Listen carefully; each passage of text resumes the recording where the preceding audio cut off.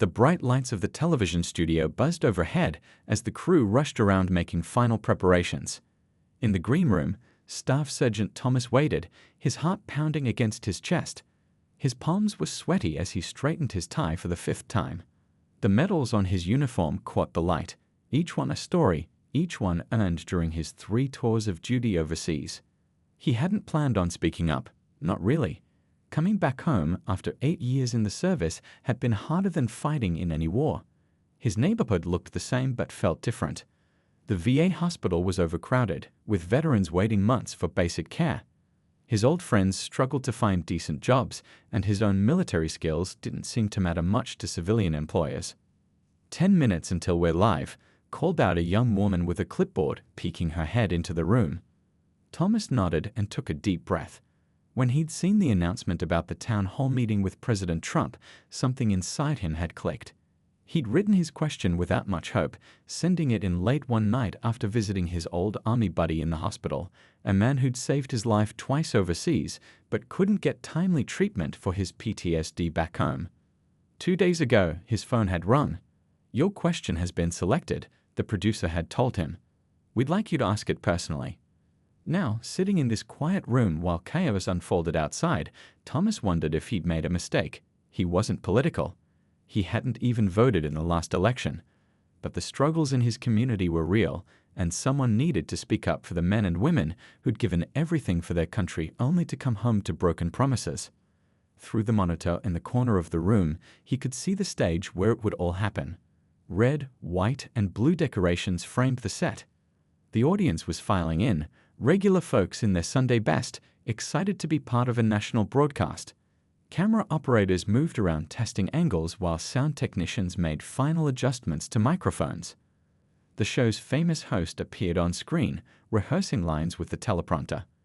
Thomas had watched this man interview celebrities and politicians for years, never imagining he'd one day be on the same stage. His phone buzzed with a text from his wife. "We're all watching. Just be yourself. We're proud of you no matter what." Those simple words steadied him. This wasn't about politics or getting on TV. This was about real people, his neighbors, his fellow veterans, people who felt forgotten. 5 minutes, called the clipboard woman again. Thomas stood up and straightened his uniform one last time. In the small bathroom attached to the green room, he splashed cold water on his face and looked at himself in the mirror. The face that looked back was older than he remembered, lines etched by desert sun and too many sleepless nights. But his eyes were clear and determined. He wasn't naive. The president was known for his tough responses to criticism. This town hall was supposed to be friendly territory for him, with pre-screened questions and supporters in the audience. The producers had no idea what Thomas really planned to say. His submitted question had been polite and general. His actual words would be much more direct. As an audience coordinator led him to his seat, Thomas caught glimpses of Secret Service agents scanning the crowd, producers whispering into headsets, and makeup artists making last-minute touches to the host's face. "Live in 2 minutes," someone shouted. The audience hushed as the floor director began the countdown. Thomas felt strangely calm now. Whatever happened next, he would speak his truth, not just for himself, but for all the men and women who'd worn the uniform and came home to find America had moved on without them. The lights dimmed, then blazed brighter than before. Music swelled from hidden speakers, and as the host's voice boomed out a welcome to America, Thomas knew there would be no turning back. The red lights on the cameras blinked on as the host's voice filled the studio. "And now we'll take questions from our audience. First up is a military veteran who wants to ask about healthcare policy." The microphone assistant hurried down the aisle, stopping at Thomas's row. His throat felt dry as the cold metal of the microphone touched his hand. All around him, faces turned in his direction. In that moment, the rehearsed words in his head scattered like leaves in the wind. "Stand if you would, sir," the host prompted gently. Thomas rose to his feet, suddenly aware of how his uniform made him stand out against the crowd of suits and casual wear. The studio lights were hotter than he'd expected, and he could feel a trickle of sweat making its way down his back. His medals caught the light, tiny flashes of gold and silver that represented years of his life. "Good evening, Mr. President," he began, his voice coming out stronger than he felt. Staff Sergeant Thomas, United States Army, retired after 3 tours overseas. He paused, noticing how the president straightened slightly at the mention of military service. The teleprompter at the back of the room displayed the question he was supposed to ask. A watered-down version about general veteran policies. Thomas looked away from it. "I've come here tonight to ask about something that affects thousands of veterans like me," he continued. "In my neighborhood, we've got men and women who served this country with honor, who now wait months for basic medical care. The VA hospital that serves us has 1 mental health specialist for every 500 veterans." The audience was completely silent now. Even the usual shuffling and coughing had stopped. Thomas could see the producers exchanging glances off stage, sensing this wasn't going according to plan. "Last month, I buried my friend," Thomas said, his voice catching slightly. "He survived firefights and roadside bombs for this country. Then he came home and couldn't survive the wait for PTSD treatment." Thomas pulled a folded paper from his pocket, his friend's last letter to him, though he didn't mention this detail. He wasn't going to read it, but holding it gave him strength. "In my community, Mr. President, 1 in 4 homeless people wore the uniform of this country. Veterans are struggling not just with healthcare, but with finding jobs, keeping their homes, supporting their families. And for Black veterans like myself, these challenges are often even harder." The president's expression changed from the practiced smile he'd worn all evening. His eyes narrowed slightly, focusing more intently on Thomas. This wasn't the softball question that had been approved. The host shifted uncomfortably, ready to intervene. "So my question isn't just about policy papers or campaign promises," Thomas continued, looking directly at the president now. "It's about real action. What specific steps will you take to fix the broken systems that are failing the men and women who risked everything for this country? And when will those changes actually reach communities like mine that have been waiting for help for years?" The studio remained eerily quiet.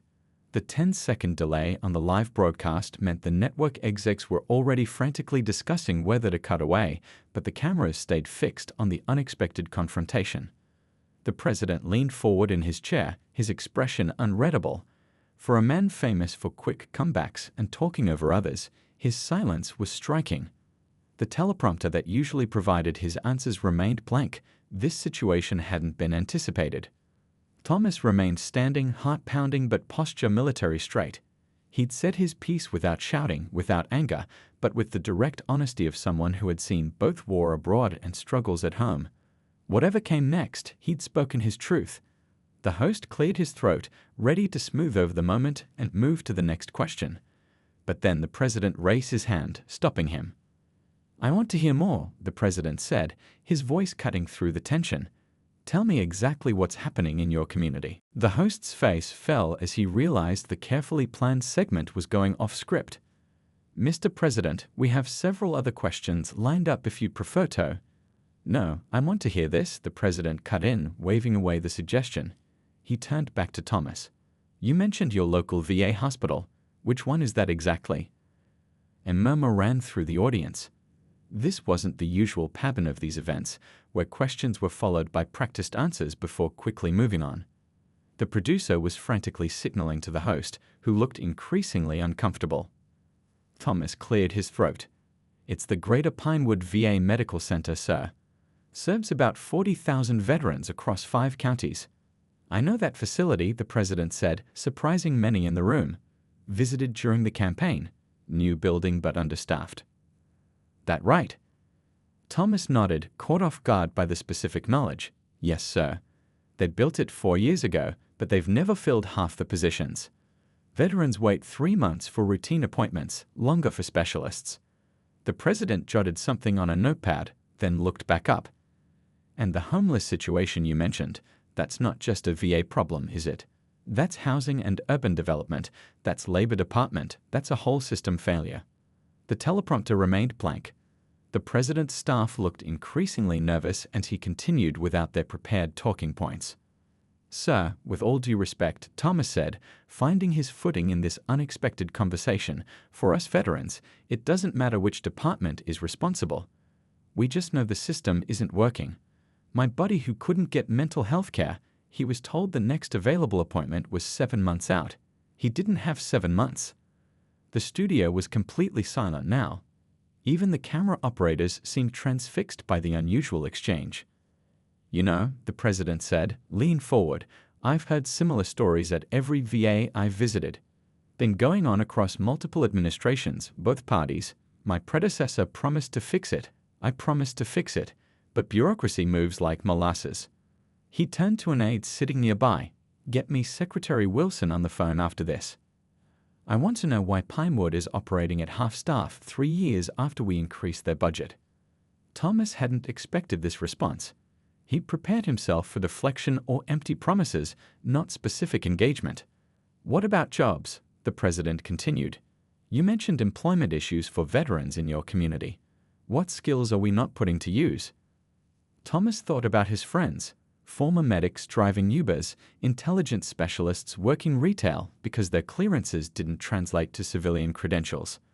"Most of us have skills that should be valuable, sir. But employers don't understand military experience. And for many veterans, especially black veterans, there's another layer of difficulty. We come back to communities that were struggling even before we left." The president nodded slowly. "My people tell me our veteran employment programs are working. Numbers look good on paper. But you're telling me a different story on the ground." "Numbers hide real people, sir," Thomas replied. "A veteran working 3 part-time jobs with no benefits counts as employed in those statistics." A hint of a smile crossed the president's face. "That's a fair point, very fair point." The host tried again to regain control. "Perhaps we should move to the next." "Not yet," the president interrupted, his tone firm. He looked directly at Thomas. "This conversation is more valuable than the planned program. Tell me about your neighborhood. What would actually make a difference there?" The cameras zoomed in on Thomas's face as he considered the unexpected question. In the control room, network executives were both nervous and elated. Ratings would be soaring with this unscripted drama, but no one knew where it might lead. "Well, sir," Thomas began thoughtfully, "it would start with treating the crisis like a real crisis." Thomas's words hung in the air as the studio remained unusually quiet. No one had expected the conversation to go this deep or last this long. The producers had given up trying to signal the host, who now sat back, letting the unexpected exchange unfold. The president leaned back in his chair, seeming to consider something. Then he did something completely unscripted. He stood up. "Mind if I walk a bit?" he asked, not really waiting for an answer as he stepped away from his chair. The Secret Service agents tensed but remained in position as he moved closer to where Thomas stood. "Here's something I've never said publicly," the president began, his voice lower than his usual booming campaign tone. 2 years ago, I visited Walter Reed privately. No cameras, no press. Met a group of wounded warriors just back from overseas." He paused, looking directly at Thomas. Half of them were black and Hispanic soldiers. Their doctor, good man, been there 20 years, told me something I couldn't forget.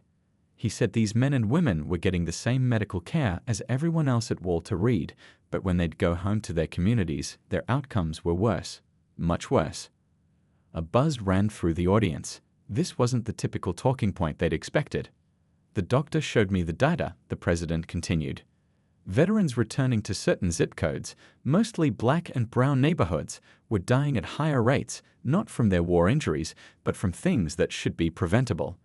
They couldn't get follow-up care, couldn't find decent housing, couldn't get jobs that paid enough to live on." Thomas nodded, surprised by the admission. "That's exactly what we're seeing, sir. The policies we've had for decades, and yes, that includes mine, they're not working the same for everyone," the president said, gesturing with his hands for emphasis. "We throw money at the VA, at housing programs, at job training, but it's not reaching everyone the same way." The control room was in chaos. Social media was already lighting up with clips of the exchange, spreading faster than the network's ability to respond. Hashtags were trending within minutes. "Sir, I've got to be honest," Thomas said, finding his voice. "I didn't vote for you. I've disagreed with many of your policies. But this conversation, this is what we need more of." A slight smile crossed the president's face. "You think I don't know who votes for me? But that's not the point. You wore the uniform. You served this country. That deserves respect no matter who you vote for." He turned to face the cameras directly.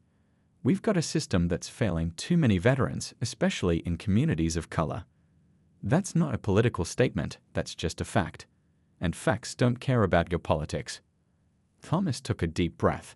Mr. President, most folks in my neighborhood don't believe anything will ever change. They've heard promises from every administration. What they haven't seen is results. Fair criticism, the president acknowledged, nodding slowly. Very fair criticism.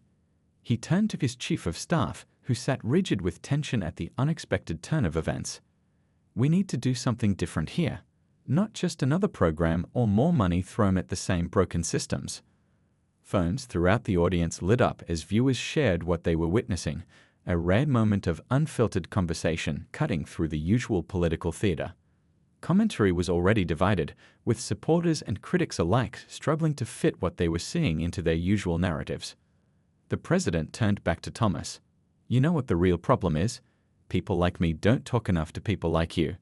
We talk about you, we make policies for you, but we don't sit down and actually listen. Thomas straightened his shoulders. With all due respect, sir, that's the first thing you've said tonight that everyone in my community would agree with completely. Unexpected laughter rippled through the audience. Even the president cracked a genuine smile. The laughter faded as the president looked thoughtful, tapping his fingers against the podium. The studio lights seemed to brighten as if sensing a pivotal moment was coming. Let me ask you something, the president said, his business instincts visibly kicking in. If you were in my shoes, with all the power of this office but also all its limitations, what would you do first? What would make the biggest difference for veterans like yourself? Thomas hadn't expected the question to be turned around on him. He took a moment, aware that millions of people were watching, including folks from his neighborhood who'd be quick to call him out if he wasted this rare opportunity. Honestly, sir, I'd bring veterans to the table. Not just the big veterans organizations, but regular vets from communities like mine who deal with these problems every day. We've got solutions, but nobody asks us.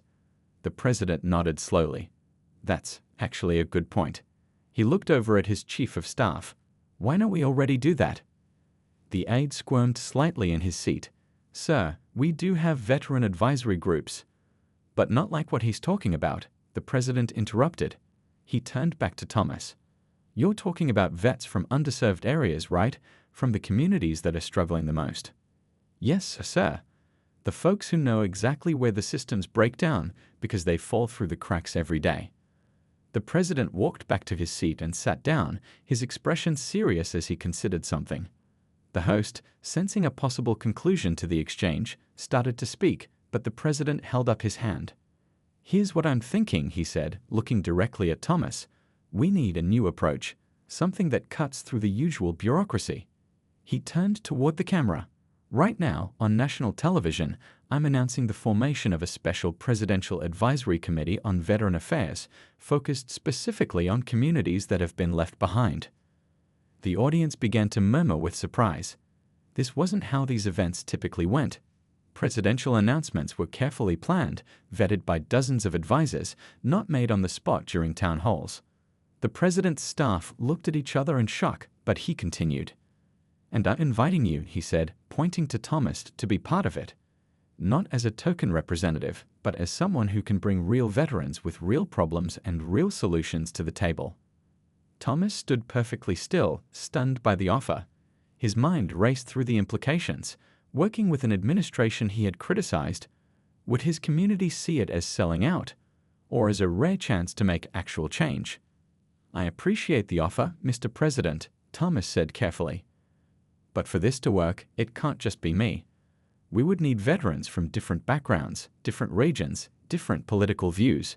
People who won't just nod and agree with whatever they're told. That's exactly what I want, the president replied, surprising many in the audience. Look, I'm a businessman. I don't need yes men. I need people who know the problems and aren't afraid to speak up. He glanced at his uncomfortable staff. Heaven knows I've got enough people around me who tell me what they think I want to hear. That earned another laugh from the audience, breaking the tension slightly. So what do you say? The president pressed, extending his hand. Will you help us fix this broken system? Not just talk about it, but actually do something. The studio fell silent again as everyone waited for Thomas's answer. He looked around at the cameras, knowing his community was watching. This wasn't what he expected when he'd come here tonight.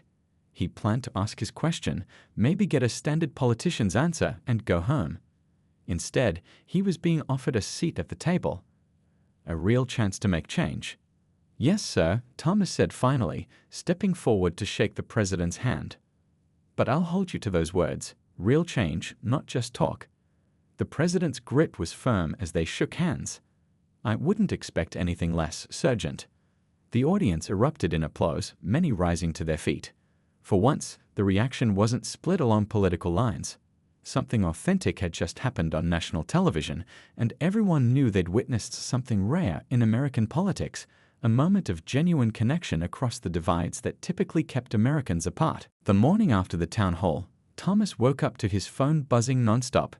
Overnight, the clip of his exchange with the president had spread like wildfire across every social media platform.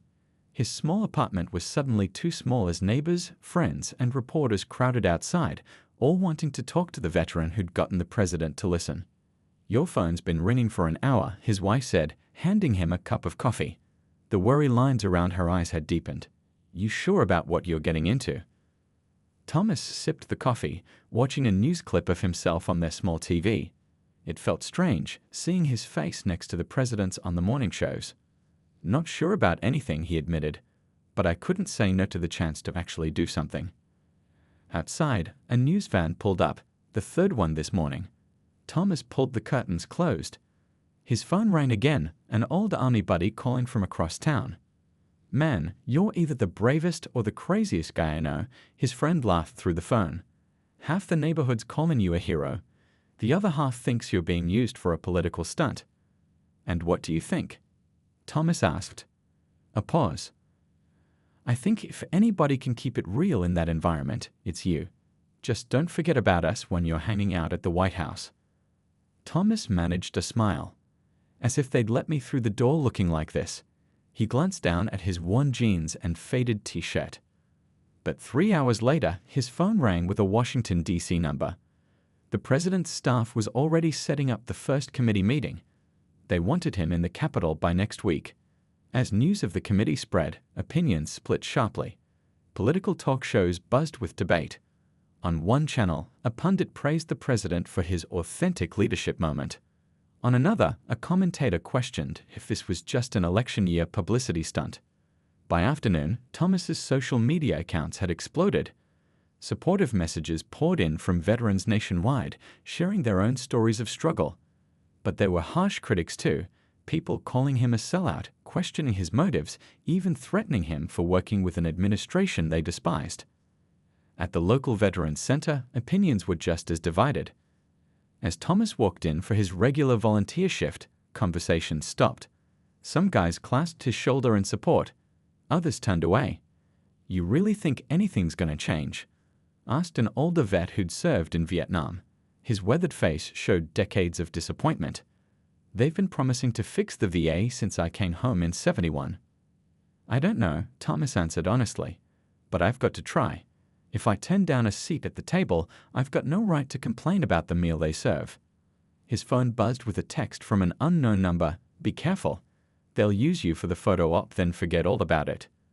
Thomas stared at it, wondering who had sent it and how they'd gotten his number. That evening, as Thomas sat down with his family for dinner, a special report interrupted their TV show.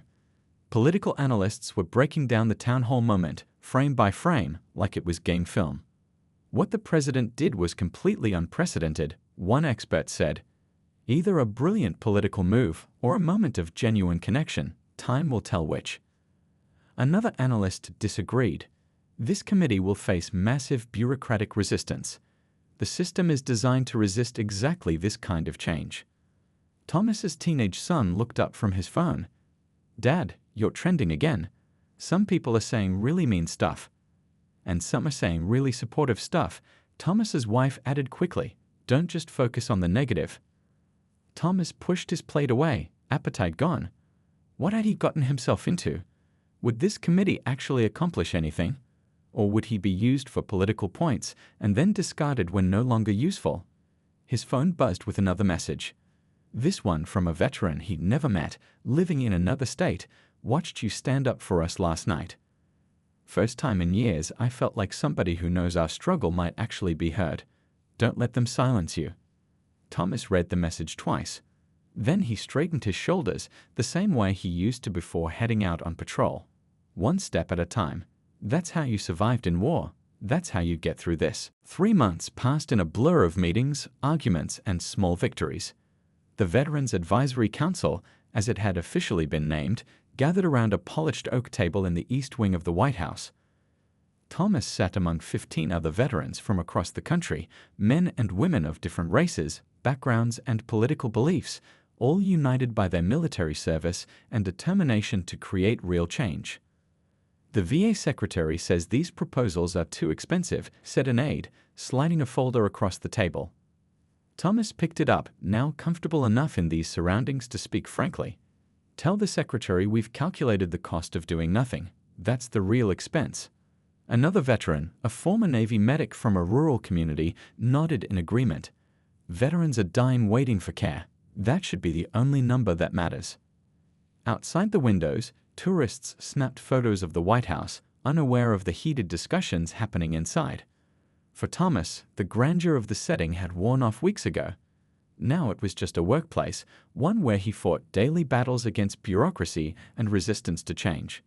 Not everything had gone smoothly. Twice, Thomas had nearly quit the committee when it seemed like they were being sidelined or used for photo opportunities.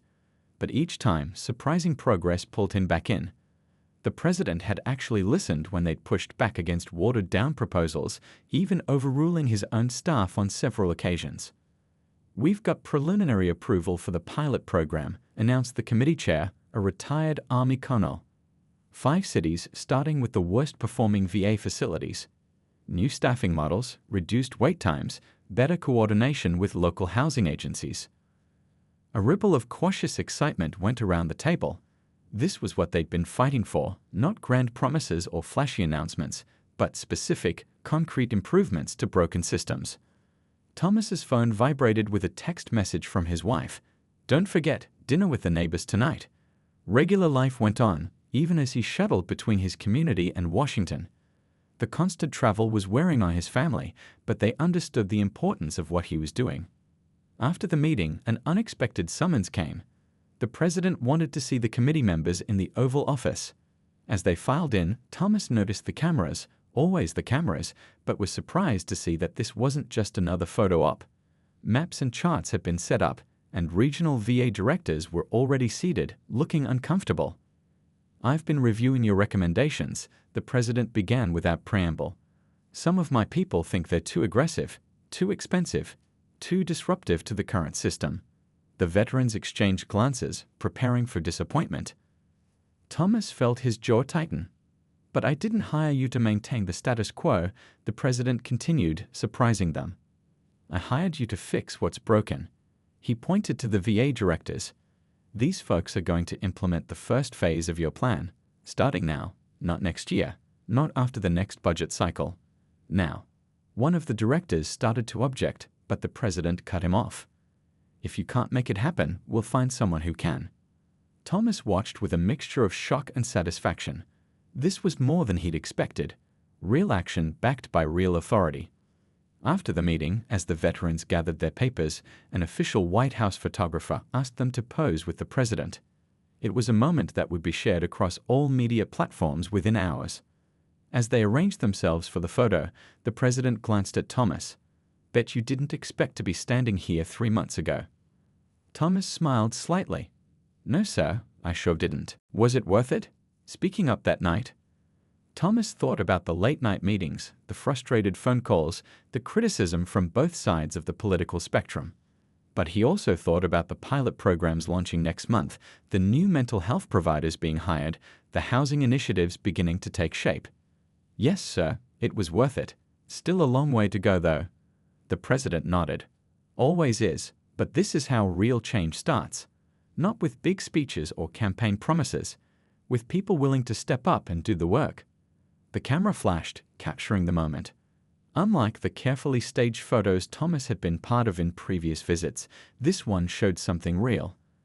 A diverse group of Americans from different backgrounds working together despite their differences. As Thomas headed home that evening, his phone buzzed with a message from an old army buddy. Just got an appointment at the VA. Only had to wait 2 weeks instead of 6 months.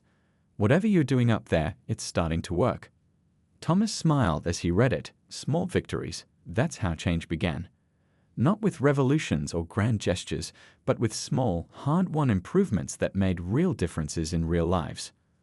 The road ahead would be long, the battles difficult, but for the first time in years, Thomas felt something he hadn't expected to feel again: hope.